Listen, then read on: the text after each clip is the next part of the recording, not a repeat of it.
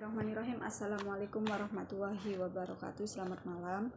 Seperti biasa di malam Rabu ya, jadwal untuk sharing saya akan mereview buku dari Sukses yang berjudul Sukses Menjalin Relasi, dimana kita penting banget teman-teman untuk bisa menjalin hubungan dengan satu pihak dan lain orangnya dengan otomatis mempunyai banyak karakter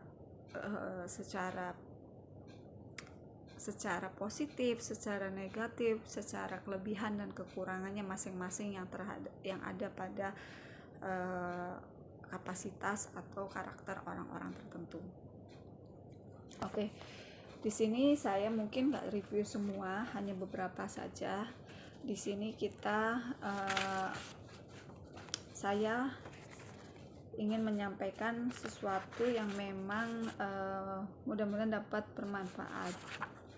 Jadi bagaimana sih kita saat kita berhubungan dengan orang-orang yang memang sulit, ada waktu-waktu kita mencapai resolusi yang dapat diterima dua belah pihak akan menguntungkan.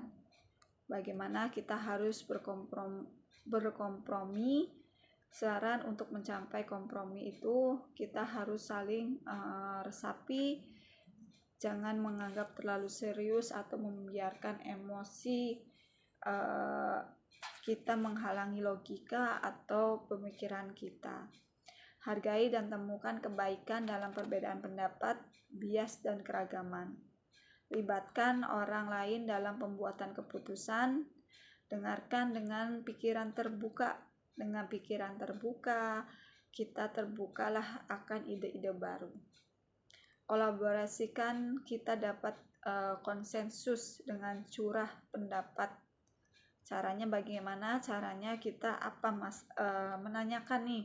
menanyakan apa masalahnya, apa penyebab masalahnya, apa solusi yang memungkinkan, apa solusi yang paling bijak. Bicaralah terus terang dan tegas dan tawarkan bukti atau ide-ide kita. Jadilah ahli yang rendah hati dan bersedia menghormati keahlian lainnya. Bertindaklah secara rasional, adil dan jujur. Ingat bahwa orang lain itu mungkin memang salah. Namun mereka tidak berpikir demikian. Jangankan salahkan mereka. Cobalah kita pahami mereka hanya orang bijak, toleran, dan luar biasa yang dapat melakukannya. Ada alasan mengapa mereka berpikir dan bertindak seperti itu. Kita bagaimana bisa menemukan hal tersembunyi itu, kita dapat mengunci atas tindakan mereka dan mungkin atas kepribadian mereka. Cobalah secara jujur menempatkan diri kita di posisi mereka seperti itu. Pertahankan dan tingkatkan citra diri kita di bawah tekanan. Pendekatan yang cerdas dalam menyelesaikan konflik pada kenyataannya tidaklah semudah itu. Namun terkadang kita juga merasa tenang, rasional, atau berpikir secara terbuka dalam berhubungan dengan orang-orang yang memang berkepribadian sulit. Kita perlu tetap tenang dan tidak perlu bersemangat emosional atau kehilangan kendali diri. Psikolog William James menjelaskan, tidak sepertinya mengikuti perasaan, tetapi sebenarnya tindakan dan perasaan berjalan bersamaan. Dengan mengatur tindakan itu, kita langsung berada di bawah kendali keinginan. Kita dapat secara tidak langsung mengatur perasaan yang tidak berada di bawah kendali keinginan diri kitanya itu sendiri. Dengan kata lain, kita menjadi lebih tenang,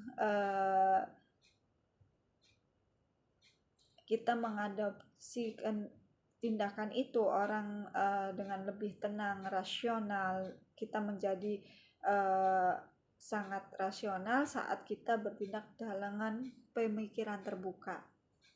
Pikiran kita menjadi benar-benar terbuka dan hampir seperti sihir.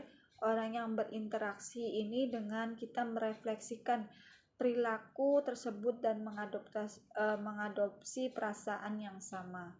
Jadi apa tindakan yang harus dimasukkan dalam gaya komunikasi kita? Hitunglah sampai 10 dalam hati tentu saja sebelum kita berbicara. Kita menghitung dulu ya di dalam hati itu.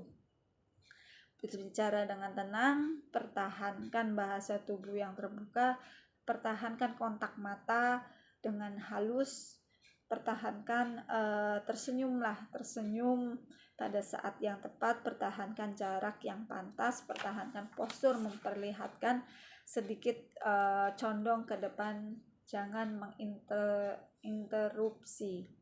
6 langkah yang memang mempertahankan ketenangan kita. Saat kita tahu bahwa kita harus menghadapi situasi yang sulit sebelum kita melangkah. Berpikirlah, kendalikan pikiran dan emosi kita, dan buatlah rencana catatan surel yang menyulurkan si pikiran tersebut. Jangan kirim rancangan itu. Minta masukan, jelaskan situasi pada seseorang yang netral dan tanyakan pandangannya yang jujur terhadap situasi itu. Bersifat aktiflah secara fisik, pergi dari lokasi itu, berjalan untuk berpartisipasi. Renungkan, lihat situasi yang memang dari sudut pandang orang lain. Biarkan masalah itu dan pikiran keesokan harinya. Pilih pertarungan, pilih apakah akan membiarkannya atau mengonfrontasi situasi tersebut.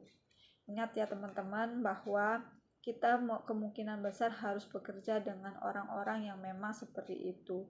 Kita dapat rasa hormat dan rasa percaya mereka, walaupun mereka itu bersifat negatif dan tidak bekerja sama, walaupun mereka bertindak dalam cara-cara yang tidak pantas, dan walaupun kita tidak menyukai mereka, kita tidak boleh menyerah pada kemarahan kita.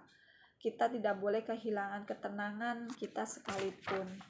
Untuk mempertahankan citra tadi, dalam situasi tadi udah dikatakan ya, bahwa jujur, selalu berkata yang memang sebenarnya, ambil tanggung jawab, datang dengan kondisi yang memang siap, berinisiatif, selalu berpikir dan bertindak positif. Buat orang menyadari kesalahannya secara tidak langsung, gunakan pendekatan skor dalam mengajukan pertanyaan, beri kesempatan kepada orang lain untuk menyelamatkan muka, beri semangat, jadikan kesalahan sebagai sesuatu yang mudah diperbaiki, buat orang lain senang melakukan hal apa yang memang disarankan, seperti itu. Oke teman-teman, itu aja yang dapat saya sharing, kurang lebihnya mohon maaf. Wassalamualaikum warahmatullahi wabarakatuh.